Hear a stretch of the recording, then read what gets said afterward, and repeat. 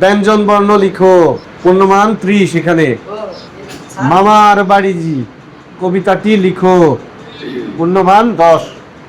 স্বরবর্ণ যোগে 5টি শব্দ গঠন করো। স্বরবর্ণ কয়টা আছে? 11টা না? তো এই 11টার মধ্যে যে কোনো 5টি তোমার ভালো লাগে, তোমার পছন্দ মতো তুমি লেখো, কোনো চাপ নাই। আসসালামু আলাইকুম রহমতুল্লাহ। তো দেখতেই পাচ্ছেন আমাদের দৃষ্টি প্রতিবন্ধী মাদ্রাসার আজকে বাংলা পরীক্ষা চলছে। তাদেরকে খাতা প্লাস প্রশ্ন দেওয়া হয়েছে। তারা ইতিমধ্যে পরীক্ষা শুরু করে দিয়েছে। আমরা একটু দেখব যে তারা কিভাবে পরীক্ষাটা দেয়। আচ্ছা, আমরা অফিসে চলে যাই এখন। তোমার নাম কি? আমার নাম মোহাম্মদ আব্দুল আহাদ। আব্দুল আহাদ। জি। আজকে তোমাদের কি পরীক্ষা চলতেছে? বাংলা। বাংলা পরীক্ষা শুরু হয়ে গেছে? জি। প্রশ্ন দেওয়া হয়েছে? জি। আচ্ছা, এটা কি প্রশ্ন? জি। খাতা কোথায়? এটা খাতা না, এটা খাতা। জি। কয়টা প্রশ্ন আছে এখানে? 2টা।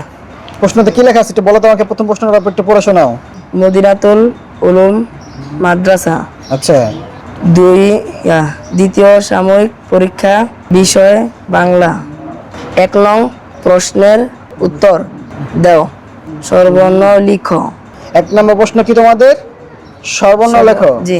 আচ্ছা, তুমি কোন ক্লাসে পড়ো? ক্লাস 1। 1 এ পড়ো। আচ্ছা আচ্ছা, মাশাআল্লাহ। এই যে ইরফান, আচ্ছা কি পরীক্ষা চলতেছে? বাংলা। বাংলা। আপনার এই যে এখানে কি প্রশ্ন দেওয়া হয়েছে না? জি। তুমি কোন ক্লাসে পড়েন? 1। 1 এ। জি। আপনার প্রশ্নটা একটু পড়ে শোনাও তো আমাদেরকে। 2 নম্বর পৃষ্ঠা পড়ে শোনাও, 2 নম্বর পৃষ্ঠা। হ্যাঁ, 8 নং প্রশ্নের উত্তর। কি সুন্দর প্রশ্নটা। তো ওরা এখন এই প্রশ্ন দেখে দেখে এই প্রশ্ন ধরে ধরে ওরা ব্রেল পদ্ধতিতে পরীক্ষা দিচ্ছে। আলহামদুলিল্লাহ। এই যে দেখেন কিভাবে লিখতেছে। এটা হচ্ছে ওদের লেখার খাতা, এটা হচ্ছে কলম। এই কলম দিয়ে ওরা এভাবে লিখে লিখে পরীক্ষাটা দিচ্ছে।